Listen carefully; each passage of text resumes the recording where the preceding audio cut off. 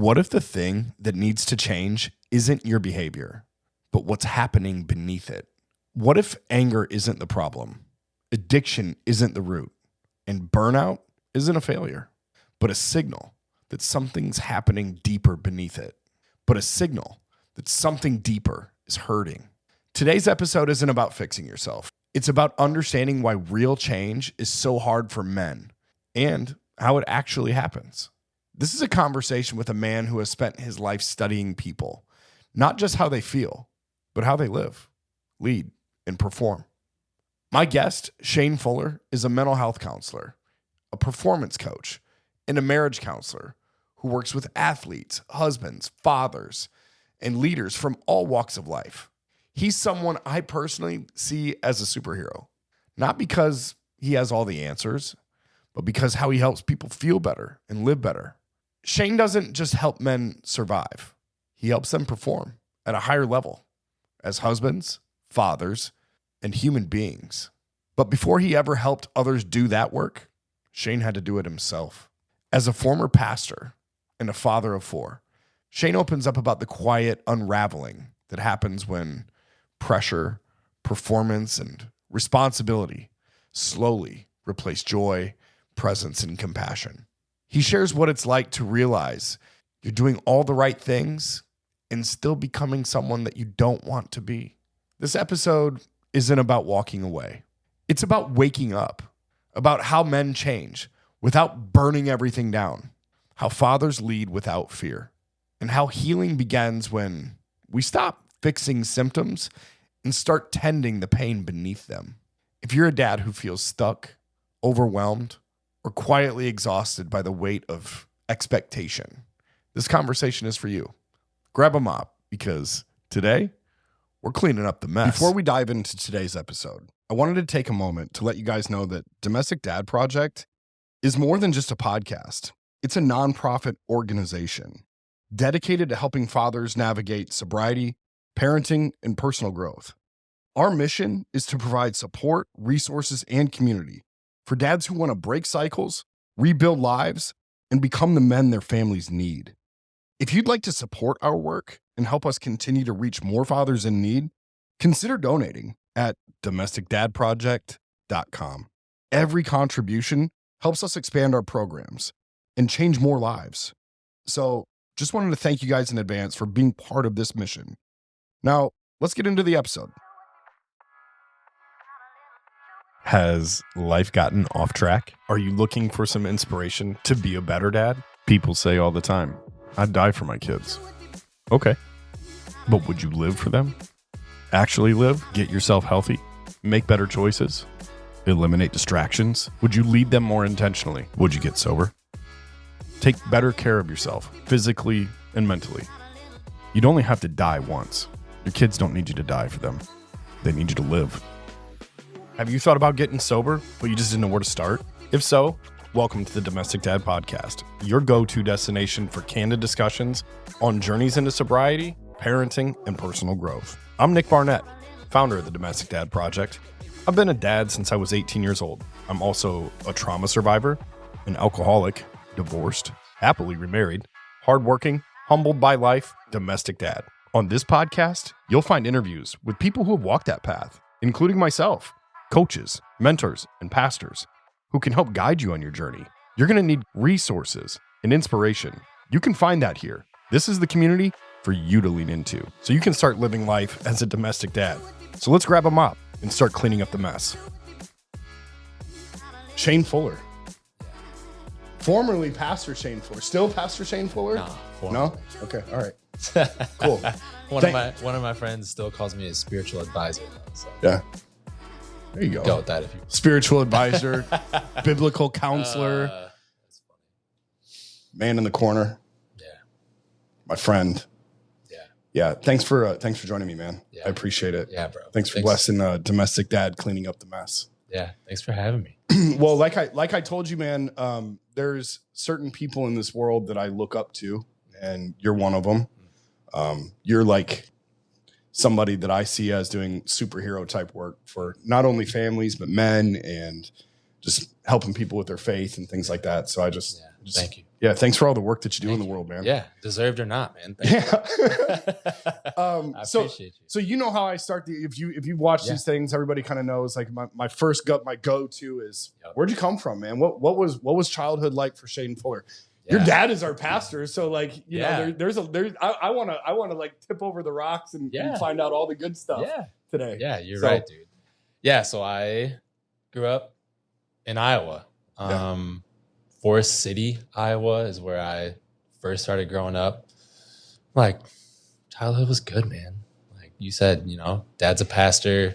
So church, it was like very church centric. And what I don't mean by that is like Sunday morning necessarily, you know, just if there was a meeting, a gathering, like back in the day, like a potluck, you know, whatever. It was like our friends were from church. The kids I knew were from church. Like, that's how it was. We lived there till I was 6. So some of those like earliest childhood things were there. So very just faith-based home, kind of like church-oriented life. And then I'm the boy in the family. I have a sister who's older and a sister who's younger. Yeah.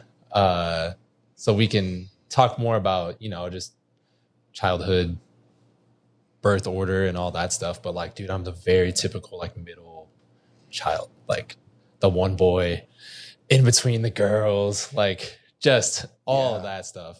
So I think that part of childhood feels very sort of expected for me, you know, like pastor's family, small town Iowa, like it was good. Like played sports, swam, didn't worry about much, like had a dog. Yeah, all the good stuff, right? Yeah, perfect. Yeah, and it was interesting because when we moved to Cedar Falls, I was in first grade. So that also wasn't like, I'm sure at the time it felt like a big deal to me, like it would for any 6-year-old, but it's not like I was uprooting some like super established life for me. Yeah. It was like, you know, are there sports there?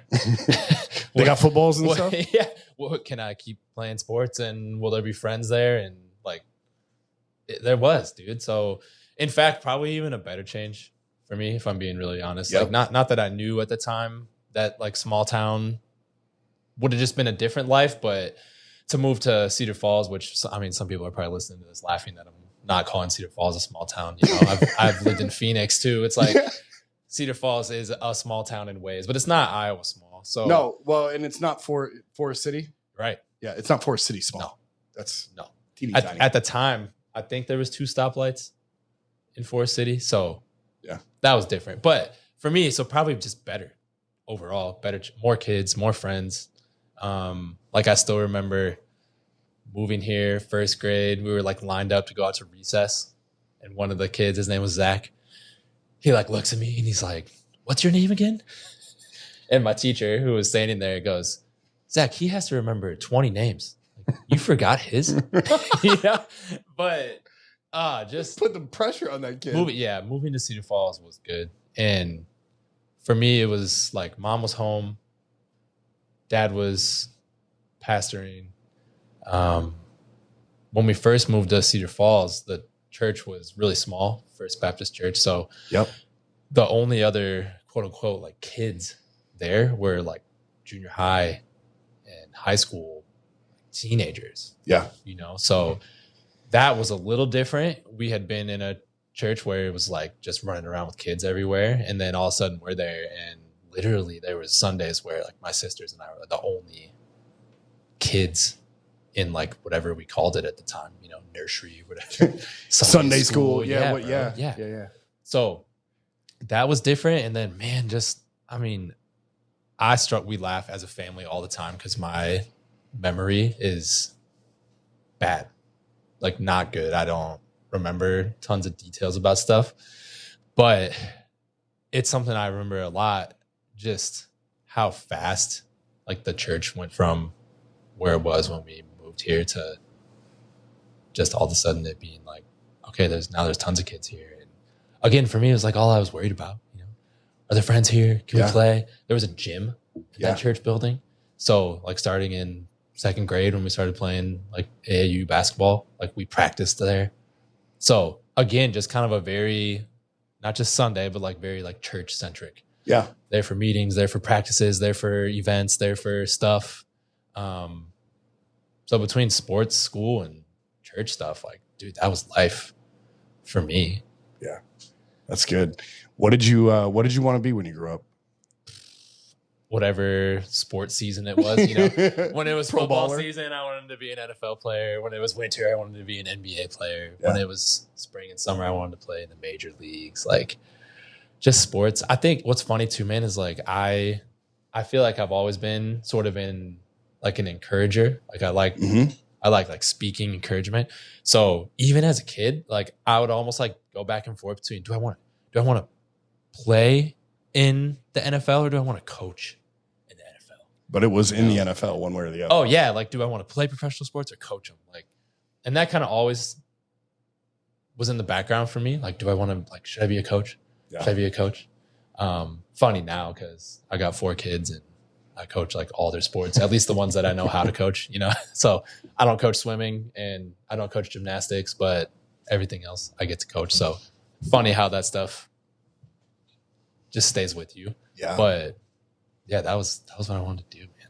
Yeah, that's good. That's good. What was your first job? Maybe detasseling. You know what that is? Dude, do I know what detasseling is? I was on Don Briggs' detasseling team. Okay. He was a University of Northern Iowa, UNI wrestling coach. Okay. And he had a crew. Oh, that's hilarious. And I will never forget my detasseling experience because I think when you go into that, it's like, let me get this money. You know what I mean? Like as a kid, you're like, I'm going to buy a car or I'm going to buy I'm going to get something with this money. The win at the end of the detasseling was like the money planned. So do you remember? Do you remember what you bought? No. But I'll explain why. I sucked at detasseling. I have terrible ADD. It wasn't that I was bad or I couldn't handle like being out there. I can remember that was grueling, like sucking the water out of your gloves and getting hit in the eye with like corn stalks and stuff like that. But I did not do a very good job.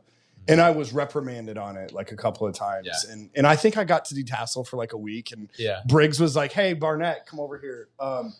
Listen, this isn't for you. You got fired. So yes, I got fired on the job, bro. Like, especially from a job that's like literally they're like, we'll take anybody. Yes. We're just like, when you wake up at 4 a.m. and walk through the humid, cold, everything else, like, that sucks. So I went hard for like a week sucks. and you know, I always got up. I was actually, you know, I was always the first one on the bus and like I could do it, but I just, I don't know. I feel they were like, you don't get it. Like there's one thing that you got to do that you're not doing. Yeah. It's like pulling the tassel off the top of the court. Focus on I was trying to like get them all. And there was too many that like, you know, cause they send the pickers after you and to make sure that you're getting it. And they always came through yours. Yeah.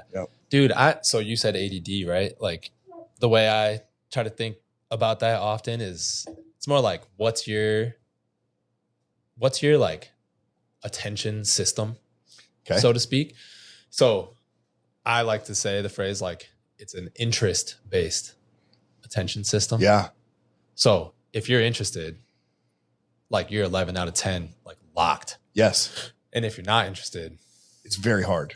It's hard. So it's very hard. I could easily see whatever 14-year-old ADD you just being like this, I'm not interested in this. Yeah. And you had to figure out, like, I think the thing that clicked with me with my neurospicy, as one of my good coaches told me is what they call it. You're neurospicy. And I was like, yes, I am. Yes. I just had to like really convince myself that I was in on something. And I had to figure out what was like, why I wanted to do something. You know what I mean? Yeah. It wasn't like, hey, I'm going to do this and I'm going to participate in it like every other kid. Yeah. It was like I had to figure out how to sell myself on the idea of doing it. Yeah. And then shoot for the stars. Sure. Which is interesting. Okay. There had to be things you naturally just were interested in though. Sure. Things that you didn't have to do that process where you like convinced yourself why you should be interested. Yeah. Right. If you look around this room, it's pretty evident that I was like in on like electronics and stuff like that. Like that was my jam back in the day. When we got a computer in our house, dude. Yeah. I was, you know, there. probably broke a few laws with the Yeah. computer. You know what I mean? Because I How- figured out how to do it. How old were you? Early teens, Okay. very early teens, probably like 12, 13 when Yeah. like we've got our, I think it was like a 330 megahertz Yeah. computer. Definitely old enough to be like, oh, I can figure some stuff out about this. Yeah. You know? Whereas for me, it was like, I was playing, you remember, you probably don't, you were ahead of me, the backyard sports computer games. Do you remember those? Yes. It's like backyard baseball, backyard Yes. football with the characters. Yeah. Pablo Sanchez. Yes. Pete Wheeler. Yes. That was like all I was doing on a computer at the time. And then LimeWire. Yeah. That's where like, you know, you can get into all kinds of crazy stuff with that kind of thing. Dude, do you remember how it always used to be this like looming threat that you could get in trouble if you downloaded too much music? Remember that? Yes. So do you know anyone who actually did? Because I do. Not like personally. Bro, there was a kid in my grade and he had a sister below us and an older brother. And they like everybody knew like they had the most music. Like at least everyone who was friends with them. If you want some music, they'll burn you the CD because they have it. And it actually happened to them. Like got caught, like multi-$1,000 fine to their family. Holy smokes. Yeah, bro. Because we always, you know, it always said you could get in trouble. And it was kind of like, yeah, like, is that real? Everybody's doing And it it. happened Yeah. to them. So They were a pirate. computers, yeah, just like the wrong They caught a pirating charge. time, dude. So do you feel like outside of electronics, do you still have a thing now where you do what you just described? Like you have to convince yourself you're interested? Mm-hmm. Okay. Mm-hmm. Yeah. My pipeline at work, things like that. Like, Yeah. like I'm making sure that like, Yeah. you know, Yeah. but I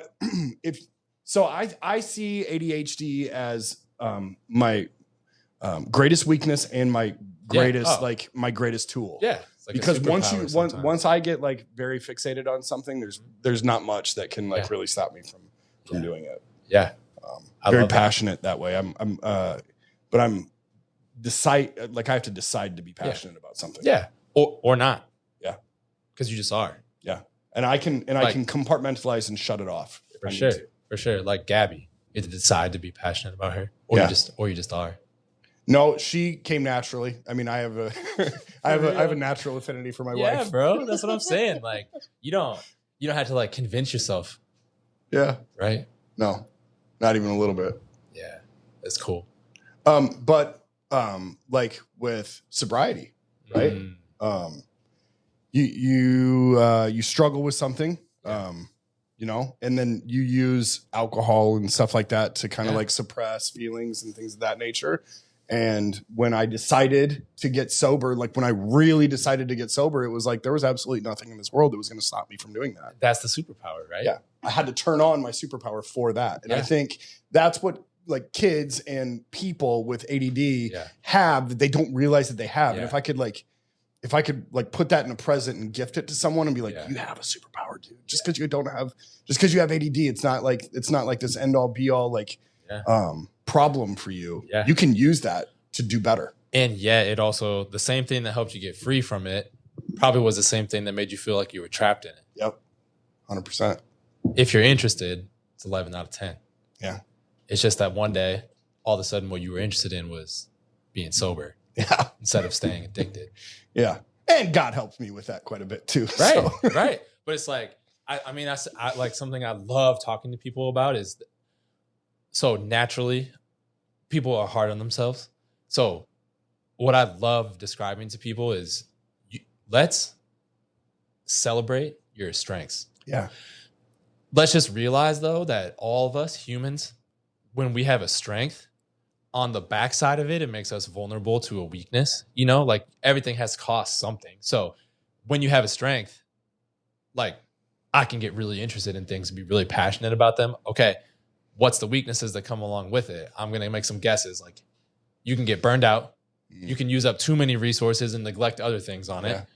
You can get to a point where it's the only thing you've done and other things start to fall apart because you're not interested in those things. Yeah. Right? Yep. So the last thing I would ever do with you is be like, hey, let's stop being so passionate about stuff. That's really causing you problems. Do you know what I mean? It'd be like, let's let's keep your strength just as big as it is. Yeah. And then let's do what we can to shore up the things that make you Yeah. vulnerable. So let's put systems in place. Let's figure out things that we can do to help you with the weakness because you're vulnerable to it. But it's not a you problem, bro. It's like that's the strength you have. So you have to have a weakness that falls behind. I really like people. I like helping people. Yeah. I think I'm good at helping people. One of the weaknesses that I had to shore up, and I've done a good job of it, is it made me very vulnerable to like, I'll say yes. I won't have good boundaries. I'll overextend myself. Yeah, you're a pleaser. Right? I've gotten better at it, but not at the expense of being less interested in helping people. Yeah. You see? So for you, gosh, man, that whole interest thing, the ADD, the whatever we want to say about it, like, oh, there has to be times where it's your biggest frustration and then other times where you're just so glad. Yeah, I think I'm far enough along with like the things that I am passionate about, like my family, obviously, this podcast, Right. you know, what I do for my job, you know, the things that I sell for my job. You know what I mean? I'm very passionate about those things, and it's allowed me to be very successful. But there's also like a shut off switch for like everything else, right? Like if you introduce a new idea to me and say, "Hey, Nick, like let's try something new," it's like I really don't like getting off my path. Yeah. You know what I mean? Like these are the things that work for me. Yeah. They keep me happy and keep my family provided for. You know what I mean? And that's that. So yeah, which is good. Especially I feel like in a world where you could have an endless list of the things that you're supposed to be, should be, could do, ought to do, need to do. Yeah. And more often than not, we try to do or be all those things, and then we can't keep it up. And then we say, well, the problem's just me.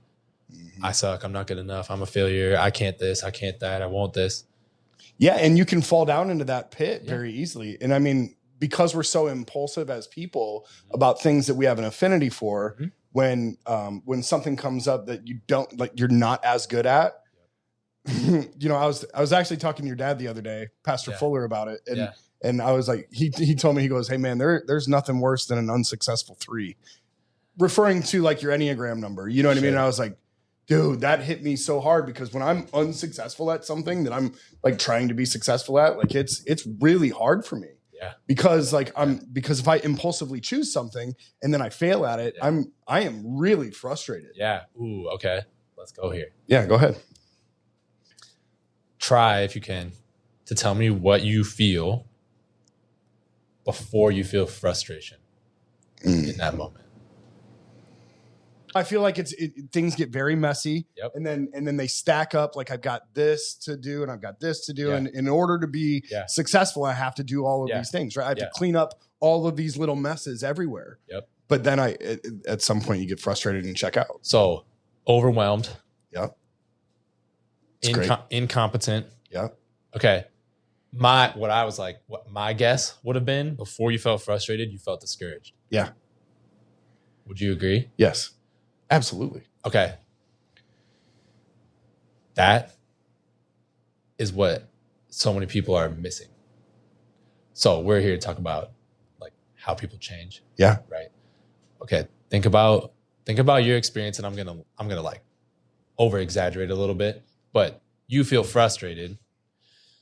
Other people would say they feel mad or angry in that moment. Okay. Then in their anger or in your frustration, we do or behave in ways we wish we wouldn't. Yeah. Then we like fall into this spiral of, well, first I was frustrated, then I did this thing that I wish I wouldn't have done. Yeah. Now I'm really even more mad at myself. And we just keep going down that. Okay.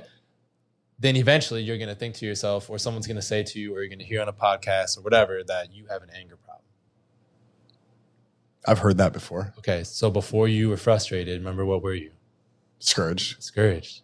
You don't have an anger problem, bro. You're hurt. Yeah. And you need to heal. But instead of trying to heal what really hurt you, which was feeling discouraged, we're trying to stop being so angry. And I think that's the problem that most men have. Dude, I can't say it enough.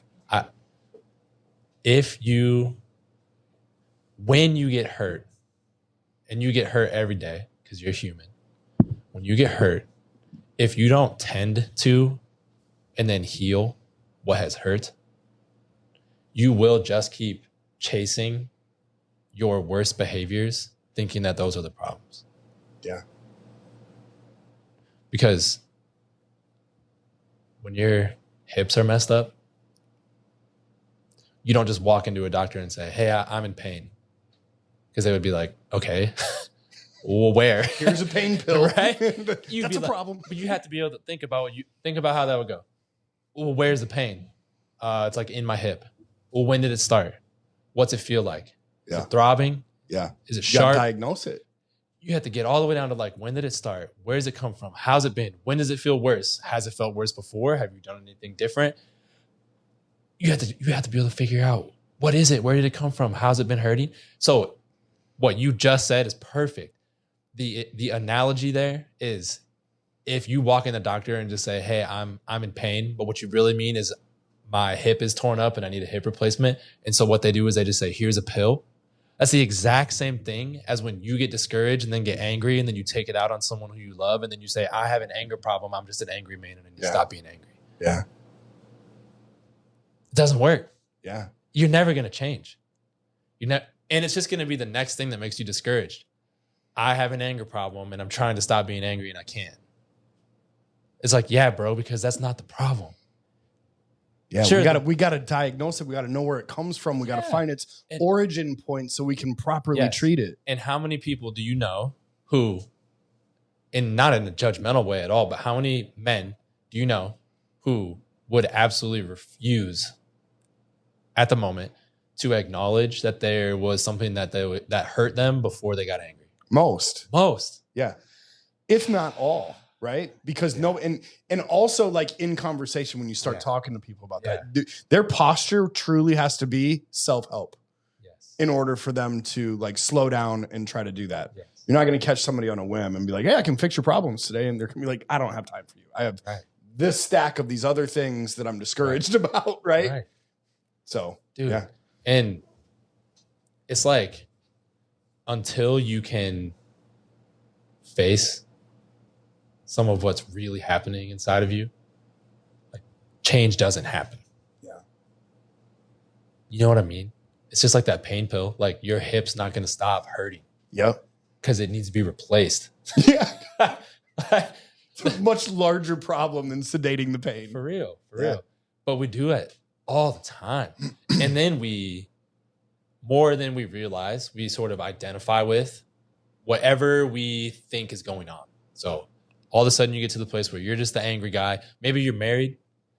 Maybe not her fault, but maybe your wife at some point is like, you're really angry. Because you are angry. It's just you were hurt before you got angry. Yeah. And then now you're having it reinforced. Like, you have an anger issue. You have an anger issue. You need to solve this. You know what I mean? And then we just end up. Well, I think maybe I'm speaking out of place, but I think most, and I'm a man, so I can say most men, because I see a lot of similarities in myself and a lot of other men that I know. Yeah.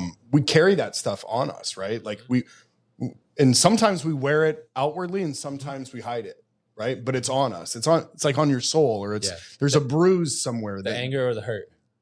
What do you mean? We carry it on us. The hurt, the hurt. Right? Like there's something that hurts us and you have it on you, and somebody's going to at some point bump into you and press on it. And typically that's where more anger comes out, when your hurt gets pushed on. Yeah.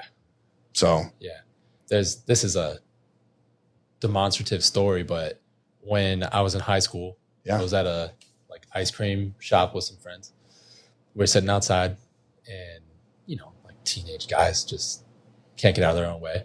So we're sitting there, and the drive-through is right by where you sit. So the cars are literally 6 feet away from you. It's like kind of awkward if you want it to be. And then we're high schoolers, so it's more awkward, So this guy's in the drive-through, and he has his hand out the window, and he just happened to have his hand positioned in a way where it looked like he was like flipping us off. Mm-hmm. He had his like hand out the door, and his finger was out.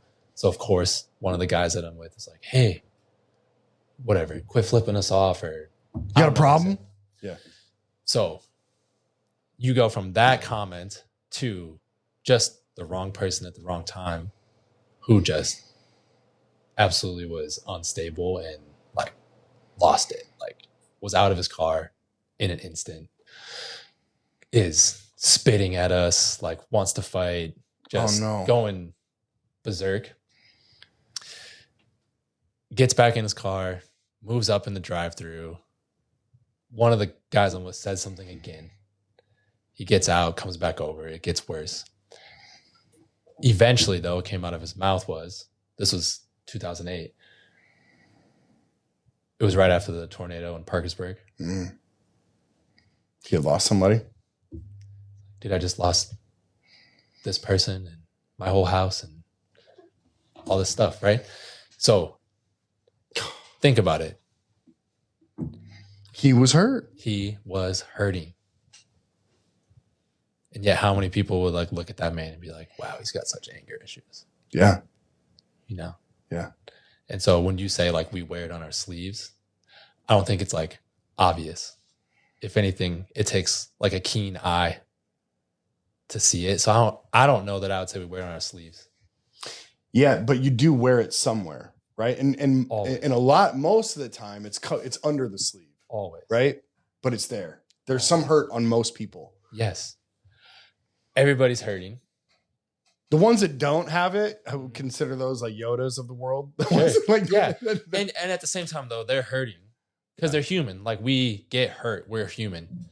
It's just that some people are A, paying more attention to it, B, tending to the things that hurt. Yeah. And then C, they've figured out practices or things that they can do in their lives so that the hurt isn't the thing that's calling the shots. Yeah. Does that make sense? Yep.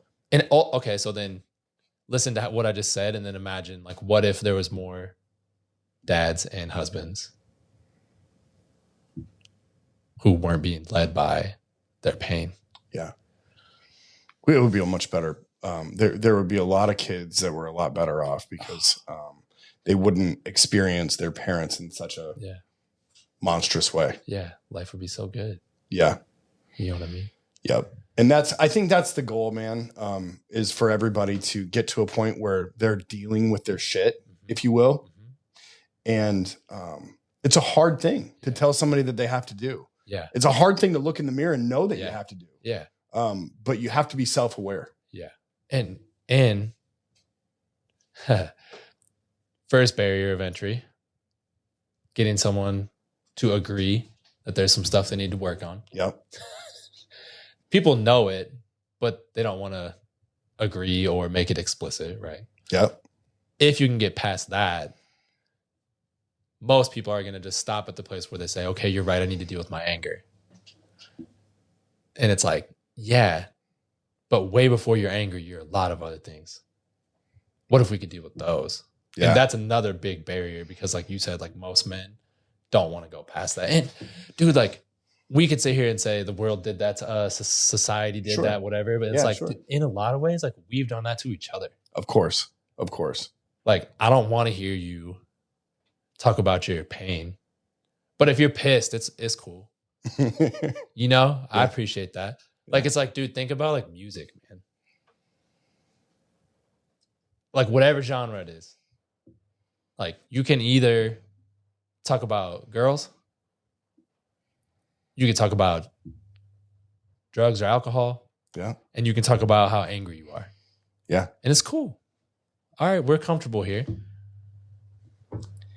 But and to your point, that's what most music is about. Mm-hmm. That's what most music is about. Yeah. I've personally made the shift in my life to like I don't typically listen to much other than worship music. Okay. My playlist consists of elevation worship, Brandon Lake, Phil Wickham. You know, the list goes on. There's several artists, Forrest Frank, stuff like that. Like, and because a good buddy of ours, John Church, told me one time, he was like, "Hey man, it's garbage in, garbage out. You're either connected or you're drifting." And I was like, "Oh man, that made so much sense because you have to stay connected. You really want to stay connected because if you're listening to garbage, man, you're allowing that to come into your life." Yeah. Yeah. Can we go back to, I want to talk about something that I've had to experience. Yeah. So Sorry. no. I just mean like the whole Rabbit hole. childhood thing, right? Like Yep. we went one direction, but like, okay, so growing up in like a church centered life. Yep. It's so crazy, dude, because like I have 4 kids. So like I'm trying to figure this out. An aspect of like growing up in a faith-based family and in a church community, you hear and know truths about God or scripture for so long that some of them just become really repetitive. Yep. No person who's got faith integrated in their life, even just a little bit, would disagree with you intellectually that like God loves them or cares about them or there's grace or mercy for them, you know? Okay, but another thing that comes along with like growing up in that, or maybe just being inundated with faith-based stuff all the time, is you end up hearing and understanding and taking in a lot of all the things that you're not doing enough of. Yeah. Things you need to do more of. Things you ought to do, should do, need to be less of. Okay? Now, that's not like somebody's problem or someone's fault. Yeah. What I'm not sitting here saying is like, oh my gosh, like my faith-based childhood did this to me. Yeah, because I wasn't as good or I wasn't enough or all that other stuff. Yeah. Ultimately, I think it's a function of growing up in it. Mm-hmm. So, yeah, you're hyper aware of. Yeah. Yeah. And then you start to take in all the other stuff we know about ourselves now, which is like personality traits, different characteristics, the birth order, all the different stuff. And then you blend that in with now sort of this overwhelming feeling, depending on who you are and what your personality is and all those different things of, okay, some of us are just going to be drawn more into this idea that we're not doing enough, should be doing more, ought to do, need to do, should be. And that's ultimately what God's interested in, is all of us doing more and being more. And it starts to get kind of discouraging, back to our word, right? So for me, I didn't necessarily know at the time, but there's definitely a part of my story that I want to make people happy. I want to not cause more stress on people. I want to help smooth life for others. And what I took on in a lot of ways was like, I need to do everything right. Perfect. And do more of the right things. Yeah. And I wanted to avoid shame. Yeah. And yet what I felt a lot was shame, because I was hyper aware of all the things I wasn't doing. Yeah. Or should have been doing, or shouldn't have been doing, but was doing. So that's a huge part of like my experience growing up into faith. Then, and why I said earlier, like I have 4 kids, I'm trying to figure this out, is like, how do I give my kids an understanding of who God is and what he's up to and what he wants for them without putting that on their shoulders, that there's all these oughts and shoulds. Yeah. So I don't know what the answer is, but as I then went into college, faith had to sort of form on its own for me. And it did. Like I had a great college experience. Like my college relationships were phenomenal, dude. Like I had friends at like Christian schools who, when they would come hang out. Where'd you go to college? You and I. Yeah. They would just be like, man, what? Like, you have more friends here who are interested in God than I do. And I'm at a Christian school. You know what I mean? It was awesome. And I had a great time. okay, something that came along with it though is I have this unique experience where like you're a part of church that I'm a part of. Yeah. PLC. Yeah. Love my church. There's not a emphasis, and there never has been, on like, let's make everybody get on the same page about doctrines. Let's overemphasize definitions and theological themes. Yeah. So I can still remember I was a sophomore in college, and some of my friends started doing the thing where they got interested in theology, which is just the study of God. So it's putting a little bit more of an intellectual spin on faith. Okay. Mm-hmm. So as they got more into it, more of our time that we would spend together was them sitting around, like talking or arguing or debating. And I still remember like the way that it always came out was somebody was pissed at somebody else because of the thing they disagreed about theology. Yeah. And dude, I still remember like I made a commitment to myself when I was a sophomore in college that like I would not ever care about theology because people who care about theology are just assholes to each other. Yeah. Well, and that's your natural wiring too, to try to like, because you're a pleaser, right? You don't want to like rock the boat. You don't want to make anybody feel bad. You never wanted to end up in a situation where somebody was pissed off about what you said about theology. Yes. So this was like Twitter, early Twitter. Yeah. I saw a tweet one day. Literally, this is what it says. I still remember it. It said, avoiding theology because some are proud is like avoiding sex because some are promiscuous. Mm. And I was like, okay, maybe there's a way you can do it, but you don't have to turn out to be like those people. Because I guess at that point, that was the experience that you had of people debating or arguing theology, right? And those two knuckleheads, we'll just call them a couple of knuckleheads. There was a bunch of us, dude. Yeah. We're all arguing about it. Yeah, that's all it was. It was just like arguing about dumb stuff. So all of a sudden, I have this like, moment, right, where I'm like, okay, all right, I'm gonna do it. Like, I'm gonna get interested in this, but I'm gonna do it in a way that I feel like is like helpful or appropriate or healthy or whatever. Mm-hmm.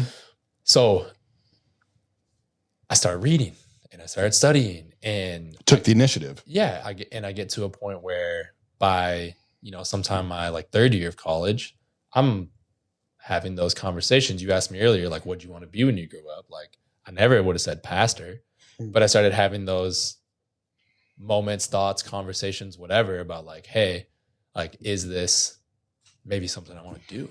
Yeah. And kind of started doing the, like, not to disparage anybody who still does this or whatever, started doing the like young Christian thing where I was like, okay, I'm like kind of going to see if like God gives me a sign, So I started like challenging God is never, it almost never ends well. And just like paying too much attention to stuff and like looking for things in places where they weren't there. Yeah. Like now, absolutely how I feel about that kind of things. Like God is so much more interested in who you are than like what you're doing and where you're doing it. Like just be. Yeah, he wants to know you. Yeah, it just what he wants you to be is faithful, right? And it's like we sometimes get so over our skis on like this exact thing that God needs to give me a sign so I know what to do. So anyways, I have like all these experiences where like I was like on a mission trip in Kenya. And we went to this like pastor training thing where there was like local pastors and like literally, dude, like it's so ironic that we're sitting here having a conversation we're having because they were having a conversation in 2010 in Kenya about how do we get more men to come to our churches in Kenya. And you know what they would talk about? The reason why there's not very many men at the churches is because they're watching soccer games, sports, and they have idols and drinking alcohol together instead of coming to church. Right. So I had this moment there where I'm like, bro, like the same thing is happening in Kenya. It's like the same thing that we're doing over here, you know? So then I just kind of had this like big conviction of like, I think there's a way to like make faith, church, an experience that men want to be a part of. And so it kind of reinforced for me this idea of like, yeah, I want to go be a pastor. Okay, so the story's getting long. What ends up happening to me is like, I meet Bryn, we get married. We can talk more about that. Yeah, I was later, like, don't skip over Bryn. But it's like, we moved to Phoenix and I go to seminary to do a Master's of Divinity program to train to be a pastor. So even more emphasis on theology and learning and intellectualizing God and faith and all this stuff, and like feeling really confident that I was believing things correctly. Mm-hmm. And slowly, without knowing it, getting more and more inundated into the culture of anyone who disagrees with what I believe is less than or wrong, or stupid or unfaithful, uneducated, or even worse, like purposefully trying to deceive people. And so that just got reinforced and reinforced and reinforced for me, not necessarily by anything that was explicit. Again, it's just like this, it's that culture, right? Of like, if you're in the group has to have boundaries around it somewhere. Otherwise it's not a group. And we have to make sure that everybody knows, like, if you're in this group, here's what you believe. And if you don't believe this, then you're out of the group. Yeah. And it just happened to be that the theological group I was in was like so judgy, so angry, so prideful. And I didn't know it, but that was happening to me. So then, you know, I come back to Iowa, start working as a pastor, and get to a place where like I just really didn't like who I had become. Yeah. I was not even necessarily at that point because of my theological beliefs, but just got to a place where people were sort of a means to an end. If that makes sense. Okay. Almost like the ultimate undoing of what I loved about people before. Yeah. And what I love about people now. Yeah. It was all about like, what were you doing as a person in the church? Were you doing enough of what we wanted you to do, what I wanted you to do? And if you weren't, then somehow, some way, I came up with a critique for you, right? Because you weren't buying what I was selling. Yeah. And I literally got to a place where I didn't want to run into people that I knew because I felt like I had to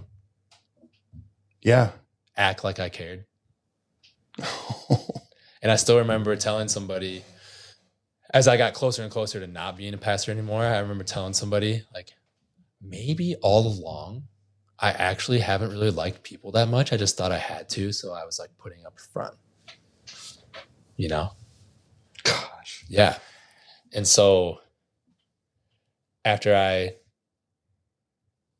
stepped away from pastoring, I still remember I had like a few months where that was like what I was thinking. Yep. It was like pastoring put me in a position to be something I didn't want to be, which was like a people person. Yeah. And then I still remember I had this moment where I went to a store and I saw someone who like wasn't a church person, but just like someone from the community that I knew. Yeah. And I was like, oh, I gotta go talk to them. And I remember leaving that experience with like it's back. I do care about people. I do care about people. It's just that when I was pastoring, it ended up being this really distorted version of all the ways that I've wanted to care for people. And it's this like long-winded way of saying to you, when there's all these like shoulds and oughts and need to do more and be more, depending on your personality, that's either something that's you're gonna try to live up to it, and then you're gonna become very prideful about it. Yep. You're gonna try to live up to it, and like me, you're gonna get crushed by it. Or you're just gonna say, like, I don't want anything to do with that. Yeah. And you're just gonna walk away from it because it's unrealistic. Yep. You know? So I was the one who got crushed by it. And so what a kick in the, as your dad would say it, the soul sack, if you will. yeah. Yeah. Yeah. But dude, so for me, then imagine, right? So you have all this education and money spent and time invested in this thing. And then all of a sudden you just have this epiphany that it's not for you. Sure. And Who am I? Who am I? Yeah. And it wasn't even like a moment like that, you know, it was like this like slow drain is what it was. Oh, It was just this like slow, just like, yeah, slowly having moments where I would have to look back on something I did or said, or the way I felt about somebody in an interaction, where later I would have to look back and be like, who am I? Mm-hmm. Like, I didn't want to talk to that person because they're not doing the thing that I wanted them to do at our church. You know, like I didn't like them, like genuinely didn't, you know? And I felt a lot of shame about that. And what I'm not saying is that's what every pastor becomes Yeah. or everybody who works at a church, or that it was anything in particular about that church, or it's none of that, man. It's like, that's just my experience. Yeah. You know? And I think for so many of us, it's like, it's so hard to get to a place where we'll admit more of what's really going on. Yeah, but the conversation changes when somebody like yourself has lived experience and being able to admit that in their own life, and you've actually lifted that weight. You've actually experienced and done that work. Yeah. Yeah. Yeah. Yeah. Because I think, you know, having been through that. That had to be so hard. Yeah. I mean, that realization, I mean, I don't know how long it took you in your life to like get to a point where that was it. And you're like, dude, this is not for me. Yeah. But that had to be very difficult, Shane. And especially for it to be, it felt very like personal or like internal. Like, I don't know that at the time I was thinking like the role of pastoring is not for me. At the time, it was just like what I described to you earlier about all my other experiences. It was like, I can't do it. I can't live up to it. I'm not enough for this. I'm not good enough, you know? And so it was this very shame-filled, like, look what I let this job turn me into. Yeah. That's what it was, you know? Yeah. And now I feel like I can look back on it with a lot more understanding and compassion towards that like version of me who was going through it. Right. But you're right, dude. I mean, I did a 4-year master's program in 3 years because I didn't want to have to put my wife through more grad school than we needed to be in. And I had all this time, energy, and effort put into, like, we lived in Phoenix and it was like cool at times, but mostly it wasn't a cool experience for us. And so all those things, right? Of like what? I'm going to stop doing this, but like, why did we go do that? You know, that sunk cost fallacy of I put too much into this. Like, and dude, it's just been such a good change for me. Yeah, that's good. Yeah. That's good. Yeah. And it's funny, like the way I can relate with people now and even like relate with myself, because you've been through one of those things that very sobering moment where it's like, I had to do something very hard in order to get to the next place. And I think so something I love talking to people about is like, when you go through things that are difficult, it costs you something. Yeah. When I was 16, I had cancer. So when you go through things that are difficult, it costs you. But what you get from it is you you earn perspective. Okay? You earn it. When you earn perspective, it's real. Yeah. Like perspective cannot be acquired cheaply. It cannot. So when you've paid for it, like, bro, you might as well use it. Yeah. Right? And so how I like to think of that so often is now that I've earned it because it cost me, like I need to use it. And to your point, when you've been through difficult things, when you've whatever you want to call it, survived, struggled through, made it past, you all of a sudden have this new perspective. You also have a gift that you can guide other people through. Because if you don't let it be that, then it's a waste. Yeah. And you paid for something unnecessarily. You know what I mean?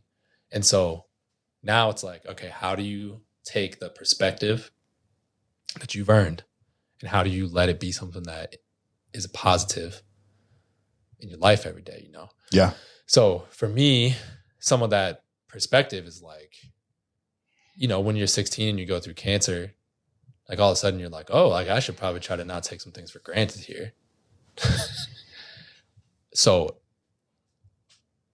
my kids, if they were here, my wife, if she was here, like they would tell you the thing that they hear me say probably more than anything else is we have a great life, don't we?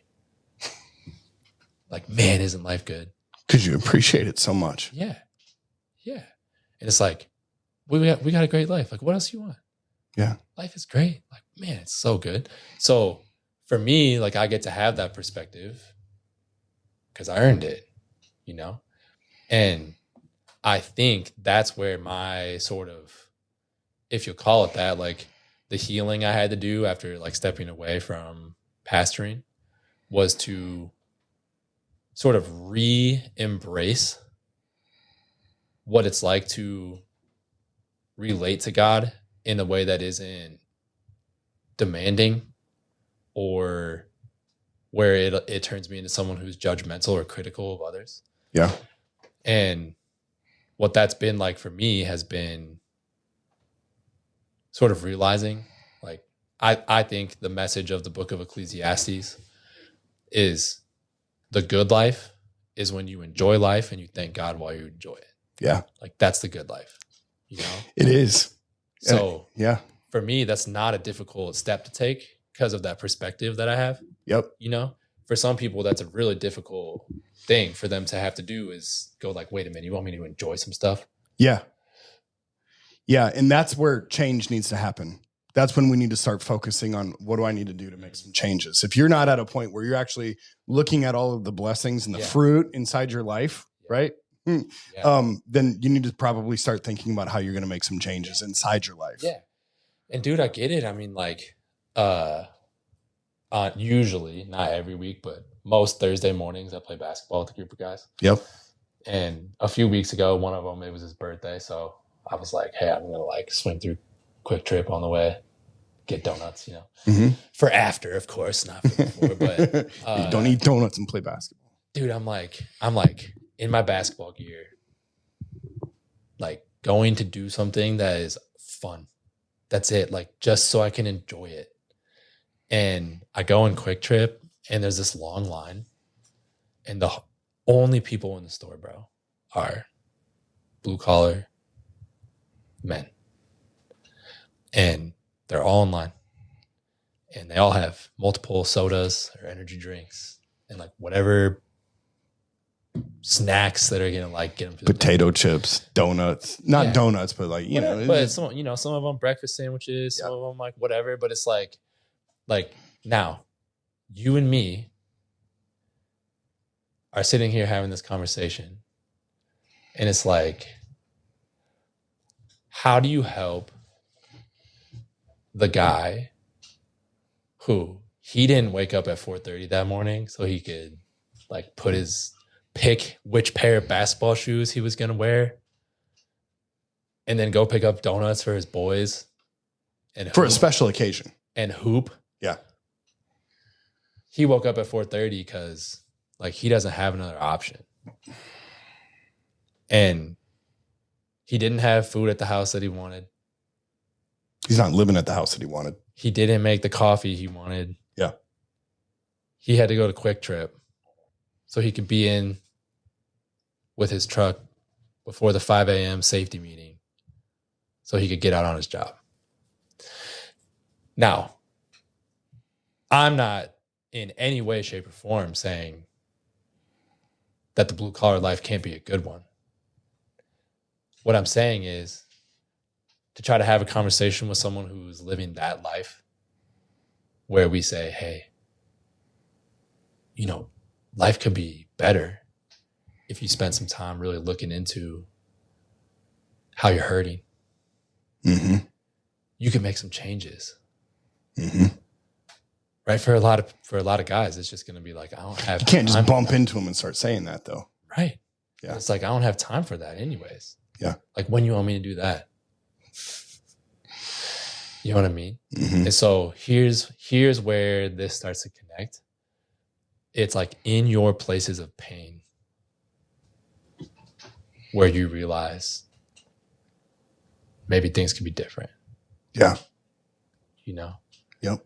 So all that time I spent saying to you, like, you don't have an anger problem. You have a hurting problem. Yep. It's the anger in that man's life, or the addiction, or the depression, or the lack of love and affection from his wife or kids. It is in those places where pain is felt. And so, ironically, it is the anger that might give someone a chance to say, hey, I need to make a change. And that's where I want to be helpful. Yeah. Because, like I said, yes, it's maybe your anger or your addiction that has woken you up to the fact that you'd like to change. But now I'm here to tell you your anger and your addiction isn't primarily the problem. Those are secondary issues. Yeah. Because you're hurt way before you're any of those other things. Yeah. Yeah. The reason that you have addictions is because you're masking the hurt. Exactly. Yep. The reason why you're angry is because when we get rejected, when we get overlooked, when we fail, when we experience shame, when we're sad, when we're discouraged, we end up getting angry. Yeah.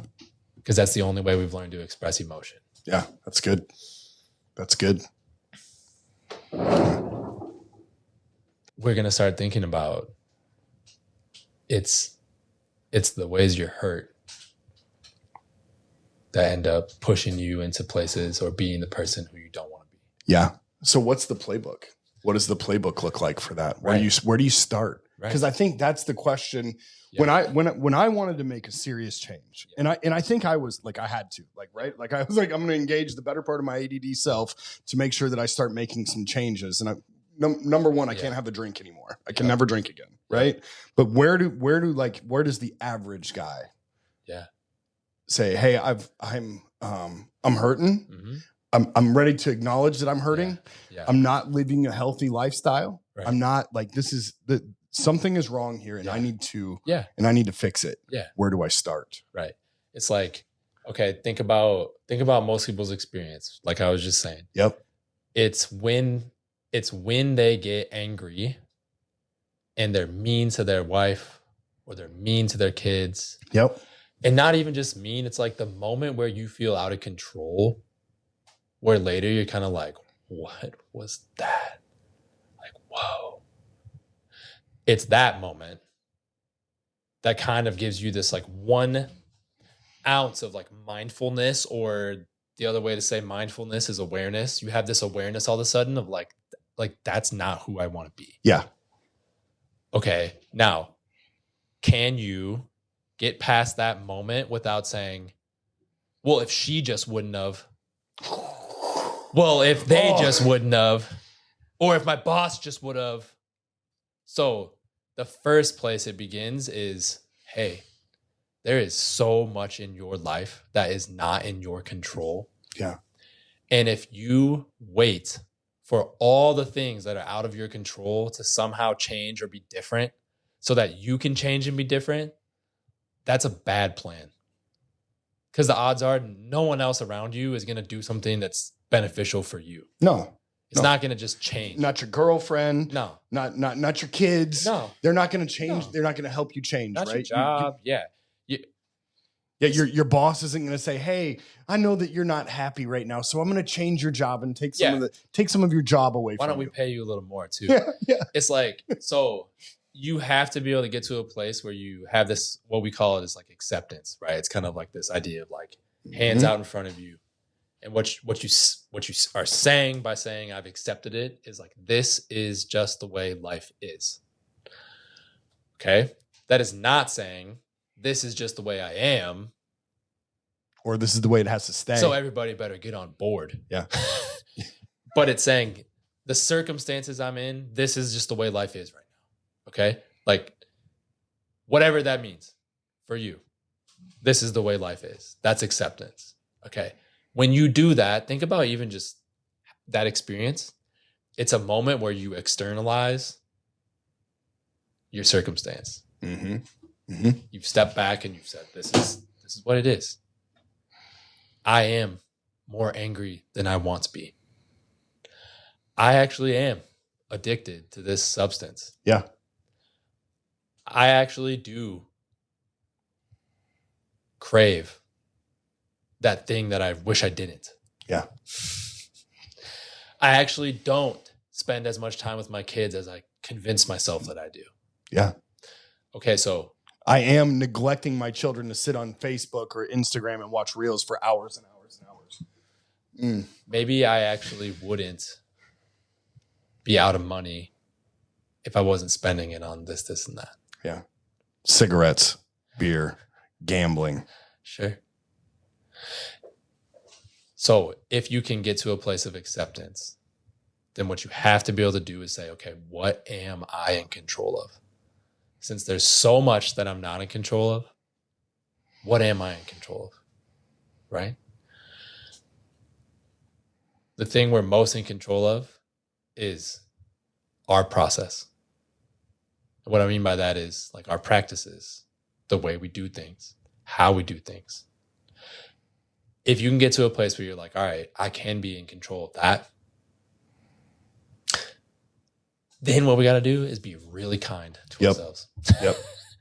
Really kind to ourselves. So think about it this way, bro. It's like, if you got to a place where you're willing to admit, like, I don't interact with my kids the way that I wish I did. Okay. All right. Let's be kind about it. Like, what are the ways in which you wish you were interacting with your kids, but you're not right now? Well, I wish I was more present. I feel like I'm distracted a lot. I'm on my phone too much. Yeah. I don't really like get purposeful with it, you know, depending on what ages they are. Like, I don't engage with them at that particular like developmental stage very well. Okay. So here's what most people are going to tell you. Here's what like TikTok is going to tell you, right? There's going to be someone on there who's like, be more present. You know what they're going to say? Put your phone away. Okay. Let's be even more basic than that, because I don't like that one. It's someone telling you should stop doing something. That's really hard to do. Yeah. Okay, so let's focus on behaviors that you can start doing. There you go. Okay, so I'm not going to ask you to stop looking at your phone. What I'm going to ask you to do is try to spend more time making eye contact with the people who you feel like you've neglected. Because you do not get up from a dinner saying you wish you had felt more present with the people at that dinner when you made eye contact the whole time. No, you It don't. doesn't happen. No, you don't. That's good. It doesn't That's happen. good. So it's like, bro, you don't have to stop looking at your phone. You need to start making more eye contact with the people you care about. Now, what's that going to mean? That's doable too. For It's so every doable. one of us. And it's basic. Yes. It's basic. I feel like I can go do that tonight. Yeah. Okay. My wife is going to get freaked out because I'm going to be just like, so. She's gonna be she's gonna either like that or she's gonna be nervous Get about away that, from me, right? dude. Yeah, bro. And it's like we have to be able to be kind to ourselves in the way we try to make changes, because the world is hard on us. Yeah. The world is hard on us, man. And beyond that, dude, like something I feel so strongly about is like men are starved for positive attention. I kind of want to I'm going to say it again. Yeah. Like, if you're a man and you're listening to this, without a shadow of a doubt, I know you are starved for positive attention. You lack encouragement. You lack people who compliment you. You lack people who are just interested in you because of who you are. You just do. And when we're starved for positive encouragement, we hurt. We feel rejected. We feel unwanted. Maybe we feel abandoned. Now, I don't know about you, bro, but like feeling unwanted, rejected, abandoned, like it doesn't get a lot worse. No. So I've been down that road before, dude, Yeah. and it doesn't end well. And when that kind of pain exists in your life daily without being tended to, you're going to have to find some sort of way to distract yourself from it. You know? It's like, dude, people get, we could talk about OnlyFans on here, right? Yeah, sure. Like, people get so amazed at the money that gets spent on stuff like OnlyFans. And it's like, dude, That's how many lonely people are out there. okay, I can't say to you enough how unsurprising it is to me. Yeah. That there's millions of dollars going through OnlyFans every day. Because what most people are spending their money on is not even videos and photos. It's chatting. It's conversation. It's chatting with an AI generated bot who some manager has paid a subscription to, so that the girl who's making photos and videos doesn't have to spend her time chatting with you. Yeah. And most people know that it's a bot, but there's a chance that it's that girl. And you know what they're getting? Positive attention. Yeah. Encouragement. You seem so great. Oh, it'd be so fun to meet you. Oh, I just really think you look good. You just make me so happy. I'm so glad you're back on chat. I missed you when you were at work. Oh. A bot chats that to people. And it's everything that they wanted. So the lack of positive attention in a man's life takes them to places they never thought they would be. Yeah. Okay. So here's that moment where someone's either saying, yeah, if she would just. Yeah. If my wife would just give me some positive encouragement. If my mom and dad would have just. Yeah. If my brother just hadn't done that thing. If my boss didn't have his head so far up his ass. Man, I want to say something right now, but I totally, if we could just get out of the victim mentality and own what it is that we need in our life and go build relationships that bring that to us and stop looking for fake relationships, right? That we desire because of who somebody else might be or what they might look like, and actually look at people for what they are willing to accept and give to us. That victim mentality would just melt away. Sure.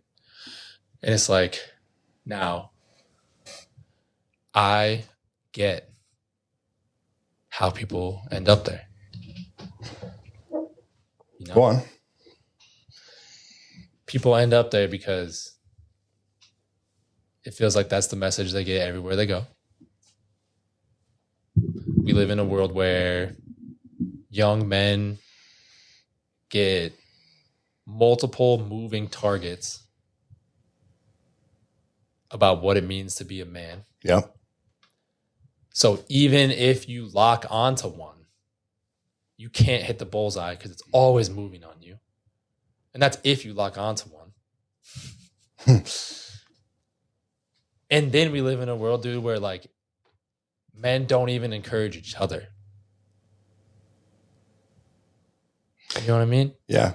A lot of us don't have friends that encourage each other. Yeah. When's the last time, if you're a guy and you're listening to this, when's the last time that you gave a compliment to one of your bros? There you go.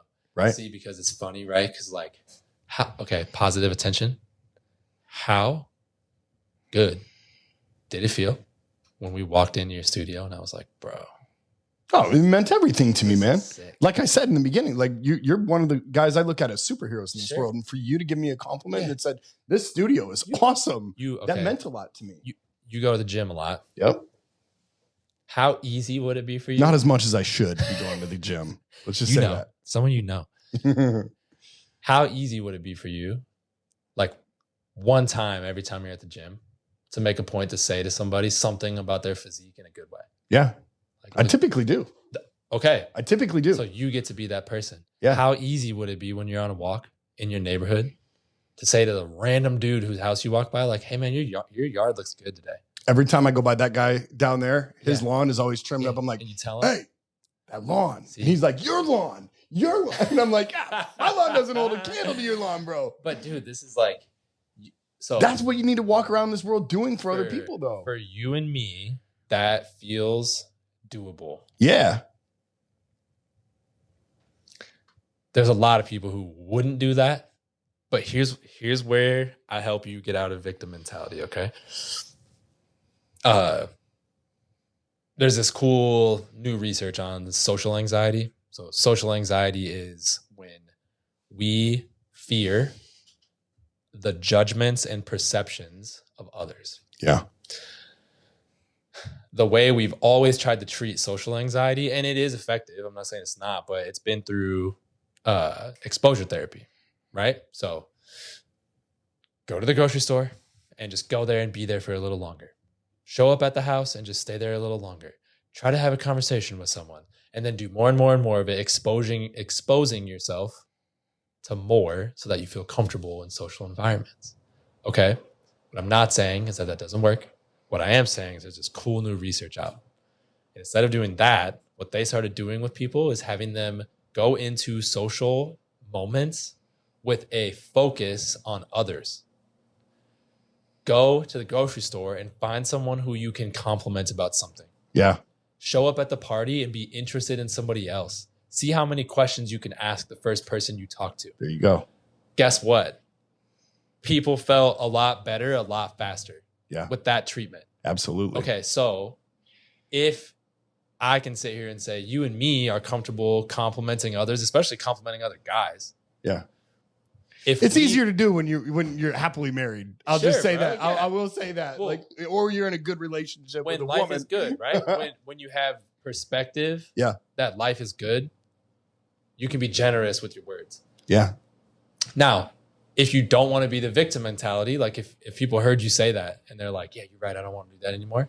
Okay, then you got to go be about it, which is, can you put the focus on somebody else, even if it's just in a small way? Because what has to happen if you put the focus on somebody else? It comes off of you. Mm. So only when the focus is on you do you get to be a victim. As soon as it's on somebody else, you don't even worry about victim anymore. Yeah. Right? Yeah. And so what I want people to be able to do when they start thinking about change is, okay, first you have the moment where you're like, this isn't who I want to be. Okay.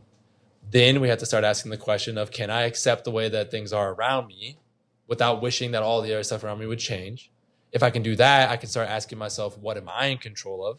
Because if I'm in control of it, like as scary as it is, because I might not do it right, I can have some locus of control in the world around me by changing the things that I do or the ways I behave. If I can do that, it starts to feel doable. Yeah. Then it doesn't even have to be big, right? Think about how many people have tried to stop looking at their phone. Yeah. And they can't stop looking at it. It's like, quit trying to stop looking at your phone. Start trying to build in the positive habit that you wish you were doing when you were on your phone. Right. Make eye contact. Start a conversation. Ask a question. Be interested. You know what I mean? Yeah, absolutely. Okay. If you're going to go to Quick Star and you're going to get your like day's worth of stuff. Tomorrow, could you just do one less of whatever it is you normally get? And instead, can you get one more thing of like beef jerky, protein, whatever? Mm-hmm. Right? Just buying into, casting one vote that you're worth it goes a long ways. Yeah. I could change if I just cast one vote, and that vote can be real simple. Okay, I'm just going to do one of those energy drinks instead of two, and I'm going to get a water instead of the other one. If I usually do 3 energy drinks, I'm going to do 2 instead of 3. If I usually just get chips and donuts, I'm going to get one thing that's a little bit better for me. Yeah. It's just cheese cubes. Get the cheese cubes, it's man. like, it's a vote. That's all it is. That like, I'm worth it, and I might be able to change something. Yeah. You know what I mean? 1% better. And if you do it in ways that are kind, because why I got distracted earlier is I got onto that conversation of like the world is so hard on us. Okay, so here's what we need to be able to do. We need to flip the script on that. We want to be kind, not hard on ourselves. And instead, we need to start being more aware, and we need to be more okay with the idea that like we can push back on what the world's doing to us. Yeah. Does that make sense? Yeah.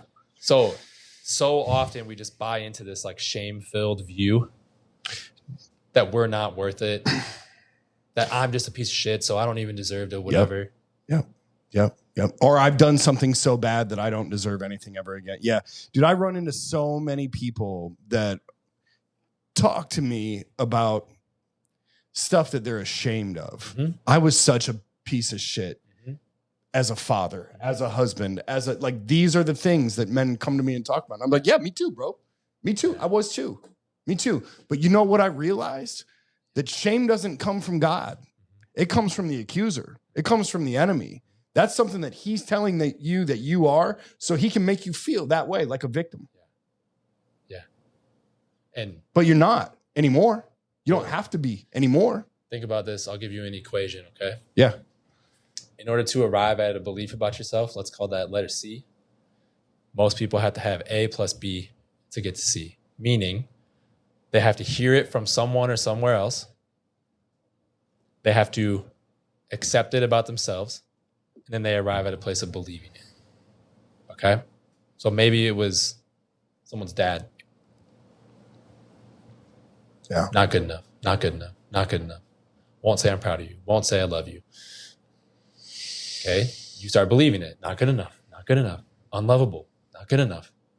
Okay? Then you get to the place where you believe, and then guess what happens once you get to the belief? You no longer need the message anymore. You just believe it. Shame does that to us. Right. It gives us a message that we're already ready and wanting to have. And as soon as we get it from somewhere else, we start to believe it. Yep. And then we stop needing whatever the external thing was because Yep. we've just accepted it as true about ourselves. Okay, so now, if we're going to make a change, we want to get to a place where we can identify what it is we'd like to have be different. We want to get to a place where we stop putting it in the hands of others to tell us what is and isn't true about us anymore. How many times have people who wanted to get sober had their addict friends be the very thing that pulled them back into their addiction? All the time. All the time. Because come on, bro, you know you're not actually going to quit. Come on, dog, I know you. That's not who you are. This is your life, man. You're not going to be able to do it. No way. No way. I had somebody tell me one time, he was like, after I got like sober and I had been sober for like a year, Yeah. one of my buddies, and God bless his heart, he had no, like it wasn't intentional. Yeah. It wasn't like he was trying to drag me back in. Yeah. And I was telling him like, bro, like I still want to have a drink. He was like, well, you could have it. You know that you can quit. You know that you can go a year sober. You could totally do that again. You could have a drink and then go. And I was like, oh man, no, like that's don't tell me that, like that's, please don't. But I know that if I ever have a drink that like, that'll like, dude, that's my last trip. Yeah. You know what I mean? Yeah. That's it's going to be over with. Yeah. I can't do that Yeah. ever for any reason ever. For sure. Because what you have to be able to do is get to a place where you don't let others or things that are external tell you what's true about you. Yeah. Think about how vulnerable No matter it is. how much you love them or trust them. Yeah. Think about how vulnerable it is to wake up in the morning wondering what the world is going to tell you is true about you today because you don't know for sure. And then by the end of the day, having to go to bed going like, what did the world tell me was true about me today? Yeah. Okay, that's who I am. Yeah. That's why you don't talk to your ex-girlfriends, boys. It's rough, dude. So if we're going to change, we have to get to a place where we say to ourselves, I'm going to figure out what's true about me. Yeah. One way you can do that is try to align yourself with some of the things that seem valuable to you. Okay? So if you want to stop neglecting time with your kids or your wife, you have to get really clear with yourself that like one of the things you value is your role as husband, your role as dad. Because unless that's one of your values, you're not going to live it out. No. It'll be one of the things that you just push to the side and that you can't, that your ADD is going to get the best of you on. And then here's the other one. When we get discouraged, because we will, like, will you be a perfect dad? Will you be a perfect husband? No, the answer is already no. So if you know that, then why the hell do you get so discouraged and quit when you don't do it perfect? Yeah. It doesn't make any sense. But it's because when we get discouraged, we get angry. And then when we get angry, we get mean. And then we bully our kids and we bully our wives. Yeah. And then we feel like a piece of shit. Yeah. And then we say, see, I never should have tried. So, and that's it. So here's what we need. That's the cycle. That's the, yes. Here's what we need. Okay. I keep talking about those like underlying emotions, right? The discouraged, the abandoned, the rejected, the looked over, the forgotten. Okay. We have to get to a place where we realize that those pains are the things that are controlling so much of our behaviors and our lives. If we can do that, then we can take the next step, which is like, how would someone heal from this kind of pain? Mm-hmm. All right. Some people listening to this are going to feel like, oh, okay, I can do that. You know, I understand. Like if someone was in front of me or across from me or on a couch or at a table or at a bar or whatever with me and they told me that they were hurting, I think I would have something to offer them. And it's like, cool, offer that same thing to yourself then. Yeah. Right? Other people are going to hear that and they're going to go, I have no idea what it would look like to try to tend to myself when I'm discouraged.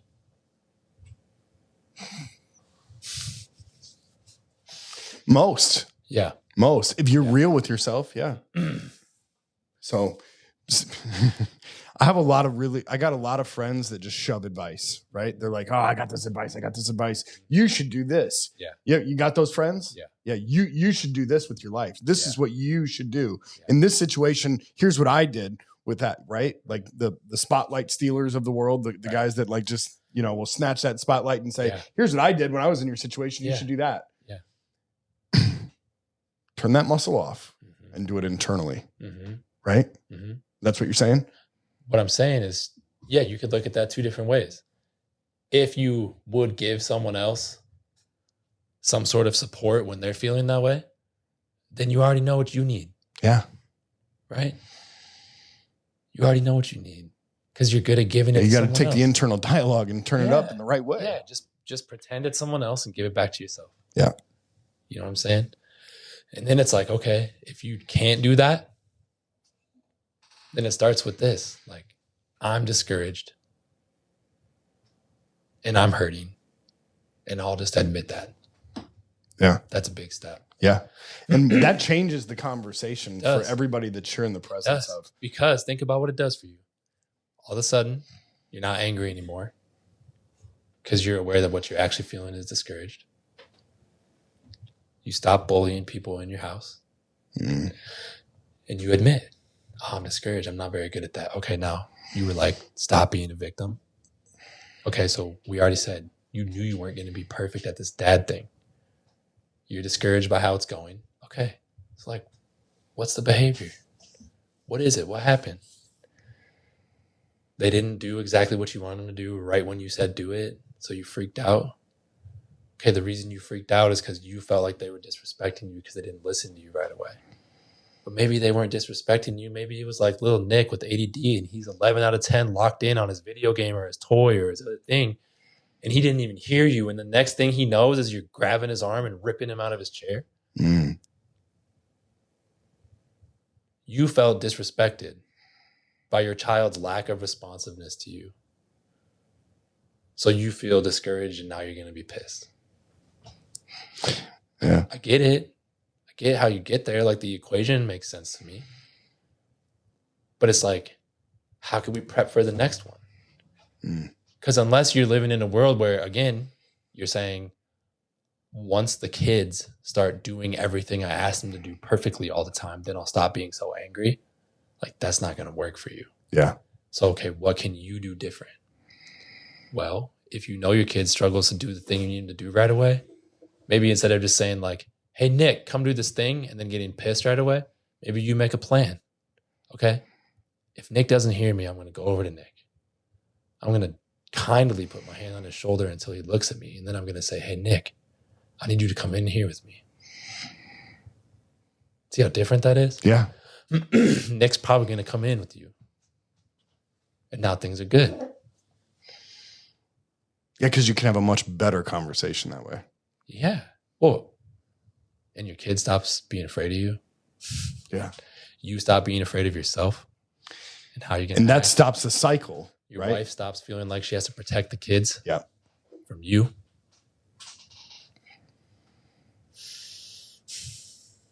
Yeah. That's good. That's good. Things can be different, man. Yeah. Yeah. That's good. Things can be different. It's like the little behaviors, the little things, the little progress. And you start stacking those types of conversations with your kids together. And then all of a sudden you get, you can actually look back and be like, man, I did a good job. And your wife will end up saying to you, hey man, you're such a good dad. That changes everything. Yeah. Yeah. And it's sad, bro, because it's like there's a lot of men who are never going to hear that. And it's not because they're bad dads. Yeah. It's a whole nother issue. You know what I mean? Yeah. It's a whole nother issue. Yeah. But if we can do the internal things yes. to achieve change. Because what if you get to a place with yourself where you say, this is the kind of dad I want to be.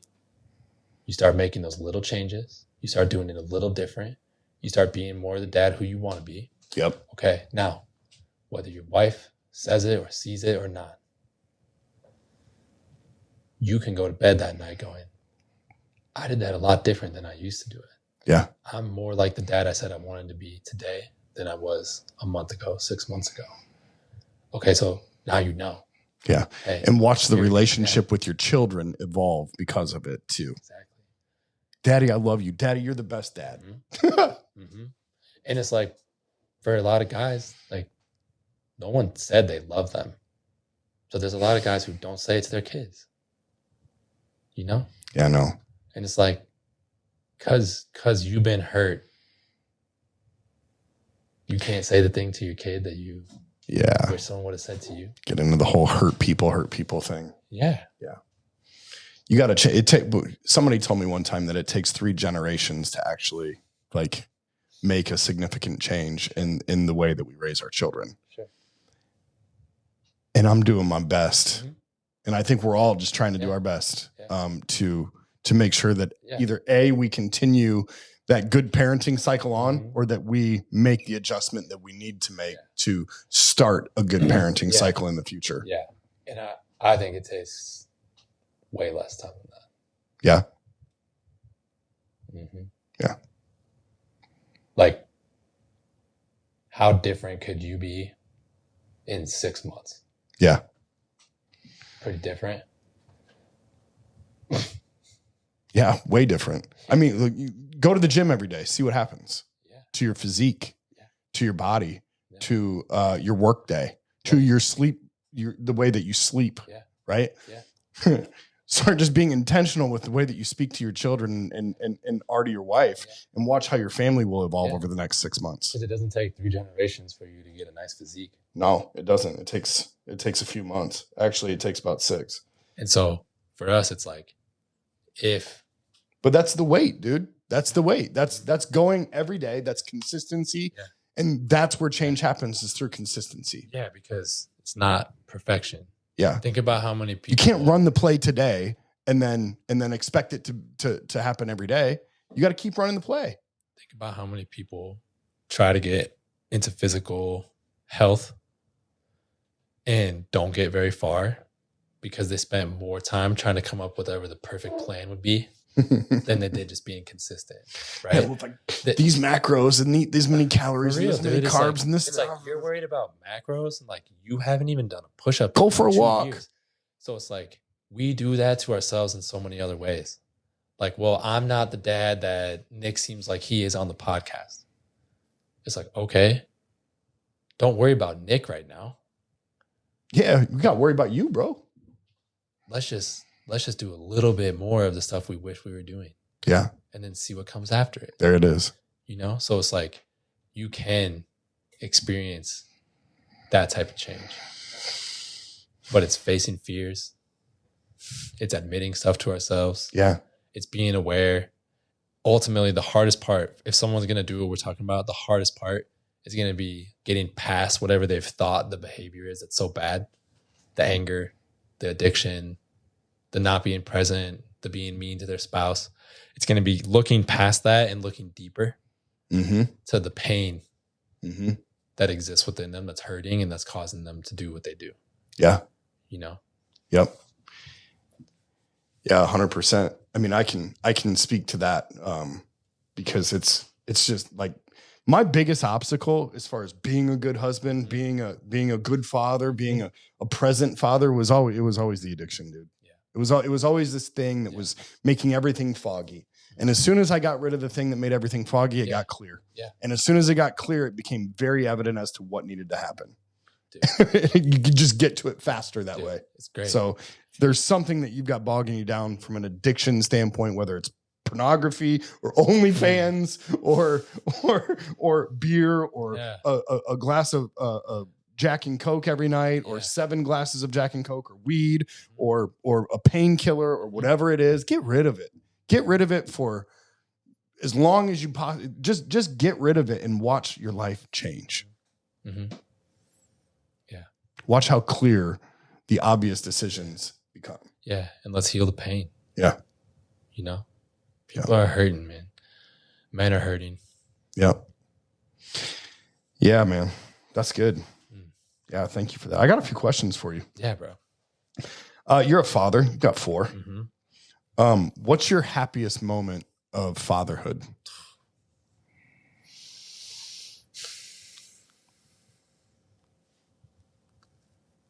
Man, dude, it's like, I don't know. That's a hard one for me to answer. I don't know. Who's your favorite kid? You mean like, is there a moment or like which moments kind of like the reoccurring moment? Yeah. Is that what you mean? Yeah. Well, yeah. One? Yep. Bro. There's so many. I think it's when like they are at peace, like unbothered by stress. Even if it's like really simple, you know? Yeah. Like you can hear them playing. They're playing with me. I can watch them do something where they're at peace. Like I say this thing to Bryn all the time. Like I want to try to preserve their like childhood experience for as long as I can, because the phrase I say often is like life is coming for them. Oh man, that hits. You know what I mean? It is. Like they're going to get to a point quickly where it isn't just whether they're attractive enough or not, whether they're good enough at sports or not, whether they're worth someone dating or not, whether they're in the group or out of the group. But then it comes like, are they smart enough to get into that school? then they're going to have bills to pay. They have laundry to do. Yeah, life have is coming. Stuff to take care of. They have a lawn to mow. They have, and like, I just want them to, it's coming and I'm going to try to get them ready for it, but I want them to just be able to enjoy it. Yeah. For a little while. Yeah. You know? Yeah. So when they're at peace. That's so good. That's so good. Yeah. Dude, today, my youngest is still at home. He's not in school yet. So today, Brandon and I are working out in the garage. It's like lunchtime. And he just wants to be with us, but he's hungry. So we get out like our little kid card table and this like little kid folding chair. And we make him lunch. And he sits at a table in the garage, watching a show on his iPad, eating lunch while me and Brandon are lifting. And like home gym. Two different times, he looked over from his show and he said, "This is the life."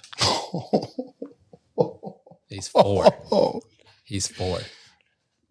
Dude, 4 or 5 is my favorite. But I don't know if there's a better time than that. Dude, my 8-year-old came home from school last week. Brain had made these like homemade scones or whatever.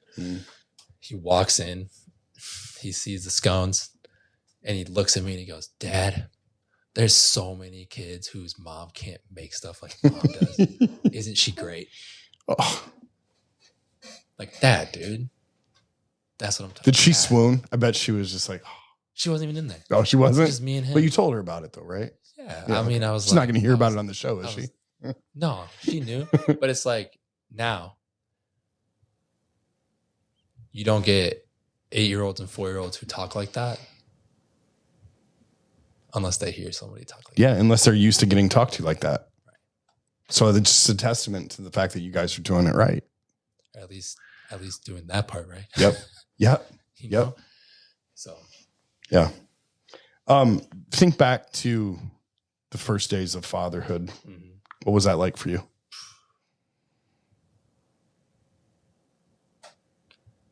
Like amazing, but anxiety filled. Yeah. Yeah. I put that was at the time where I was putting so much pressure on myself, man. I felt like I had to like do it all right, do it all a certain way, always have it be good. So it was incredible, but it was stressful for me. Yeah. Yeah. I felt like I had to do it a certain way all the time. How old is your oldest? She's 10. Yeah. Okay. So we were in Phoenix when she was born. Yeah. So going through all that. Mm-hmm. Wow. Okay. What do you wish the most for your kids? These are all like dad questions. Yeah. Dude, sorry, I should have probably prepped you a little bit for some of this stuff. You don't need to. Like this, I think about this all the time, man. But it's like what I said to you earlier. Like the good life is when you can enjoy life and be thankful to God for it. Like that's what I want. Yeah, I want them to have that good life. Mm-hmm. That's what I want. Mm-hmm. That's good. Yeah. What was a moment that you felt the most proud of your kids? I don't know. I don't know if there's a moment, dude. Like, there's moments a lot, though. There's moments a lot. Like, oh, dude. So the 4-year-old who I was just talking about, he just started going to preschool. It was like 3 afternoons a week or whatever. And there was a day, it must have been the weekend or something, but our 6-year-old Brock was like having a rough couple hours, just got upset and was really going for it, just unhinged. So Brandon and I are like taking turns trying to subdue him. Yeah, calm him down. And we had been like in the garage, and then Brandon was like making him take a walk around the block with her, and I like went inside, and dude, I'm all over the place emotionally. I'm hurting. Like he's hurt. I can't help him. I'm letting him down, that kind of thing. Mm-hmm. And dude, I go inside, and I don't even remember what I think I was like gonna have to make dinner or something. And my 8-year-old son is in the other room with my 4-year-old son. And I hear their conversation, and what he's doing is he's role playing what it's going to be like for my 4-year-old to go to preschool and try to make friends. So he's like, Prepping him. yeah, he's like, okay, Cam, like, here's how you make a friend. Like, walk up to somebody that you think you want to be friends with, and you say, hey, my name's Cam. What's your name? Like, do you want to play together? So Cam, he says, go out in the other room and come back in. So Cam comes in and he does it. And then, Kuiper's like, yeah, let's be friends. And then he's like, okay, Cam, now let's practice for when it gets hard. Like, what if they say no? So go out. And if I say no, you just say, that's okay. And then you go find somebody else. So let's practice. So Cam comes in and he asks him, and he's like, no, I don't want to be your friend. Cam's like, okay. And then Kuiper goes, okay, stop pretending for a minute. Like, that would be sad, wouldn't it? And then he hugged him. And dude, I was just like, what else could you want, bro? I don't think there's anything else that you could want. That's like, he's 8. He's 8. He's going to be a leader. And it was like in the middle of like just this tumultuous, emotional, like, The painful world is time with melting my down other around him. 6-year-old, Yeah. And that. Yeah. Like that. Yeah.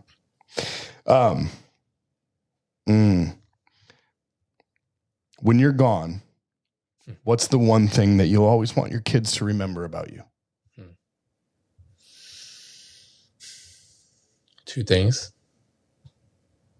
that I cherished Bryn,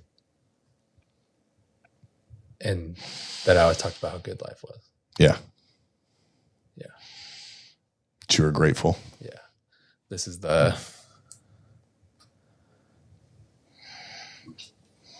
on my phone all day, every day. Oh, that's so good. Yeah. Yeah. Where do I got to put it? Yeah. Where do I got to put it? I'll put it up on the, Yeah. You send it to me after, and then I'll put it. It's 4:44 right now too. If you're listening, it's a picture of 2 skeletons embracing one another in like a field full of flowers. A bed of flowers. But it's like a big thing for me, dude. It's like remembering the end. Yeah. Like remembering that we're going to die. Yeah. It's like one way I stay grateful. That's good. Just like, dude, it's coming for us, Mm-hmm. Better enjoy it. Yeah, that's good. Yeah. Okay. So I want to go back to that moment that you had. Yeah. When you weren't where you wanted to be. Yeah. You weren't, like, your life had not gotten to the point that you were satisfied. Yeah. Right. Like you were like, this is not for me. I'm not right in this moment. Somebody's listening right now, and they're there. Yeah. That's where they're at right now. Yeah. So what would Shane Fuller tell that person in that moment? What advice would you give to that person? Yeah. I mean, because a situation is painful or difficult, it doesn't mean like you're failing, or you did something wrong, or you made the wrong choice, or you've gone down the wrong path. When we're hurting, we have to tend to ourselves, right? And sometimes that means we make a decision to do something different or to change somehow. Yeah. Earlier, we weren't even talking about this, but earlier I said, when we are waiting for the context or circumstance around us to change so that things feel better, it's a bad strategy. Same thing, right? Like, yeah. I wasn't sitting in that moment saying, maybe when some other stuff changes, this won't feel so bad. Instead, it was like, I have become somebody I don't really like. So then I had a vision for what I wanted to be. Yeah. And I started making little changes. Yeah. You dump it and you start making the changes that you need to make. And it's scary. Like, dude, at the time I had, I think, 3 kids and a 4th on the way. Like, it's not like it was like. It's like a midlife crisis situation. Kinda, yeah. Not that you were at midlife at that point, but like that's a terribly scary. It's a hard one. Yeah. And like I said, all those like things that felt like sunk costs, and just, there was a lot that went into it, bro. And Yeah, from a financial standpoint, you've spent all this money on your education. You've invested all this time. And beyond that, dude, just like pastoring, family, church. Yeah. Like all of it. Your bro. dad is a pastor. We were working together. Yeah, you guys were. Yeah, So that's. it wasn't like it was like, oh, let me just quick switch up the job. You know? This is a serious thing. Yeah. This is something that you had kind of maybe aspired to be your whole life and found out once you were doing it that it wasn't for you anymore. Yeah. Holy smokes. Yeah. So take the time, be intentional. Yeah. And start making the changes that you need to make. Yeah. Okay. Yeah. All right. Any parting advice you want to leave us with? It's just like, I hope it's helpful. Yeah. Well, it surely is. It was for me. So I'm positive that it will be for the listeners. Yeah. So I just thank you so much. Yeah. Dude, thank you for letting me do this with you. Yeah, absolutely. Anytime. Do it again. Cool. Thanks, Shane. Okay. Appreciate you. Yep. If you're hearing this message, you've listened to the entire episode. And for that, I want to thank you with all my heart. I hope you enjoyed it. And if you did, please leave us a review on Apple Podcasts or Spotify. It really helps us out. If you have questions about getting sober, parenting, or personal growth, email Nick at domesticdadproject.com with any questions about cleaning up the messes you've made. And if your question is discussion worthy, we'll feature it in an upcoming episode. Don't forget, you can watch any of these videos uncut and unedited, filmed in my studio from our YouTube channel. Just go to YouTube and search for Domestic Dad Project. Also, please follow us on Facebook or share this episode on your social media. You can also join our community by grabbing some merch. It means the world to me to know that this podcast is making a difference in someone's life. And if this episode inspired you to get sober or simply become a better version of yourself, you can claim your free 60-minute coaching session by visiting www.domesticdadproject.com. Let's continue supporting each other to break the stigma around dads reaching out for help, to get our lives on track while navigating the obstacles of fatherhood. Until next time, keep cleaning up the mess.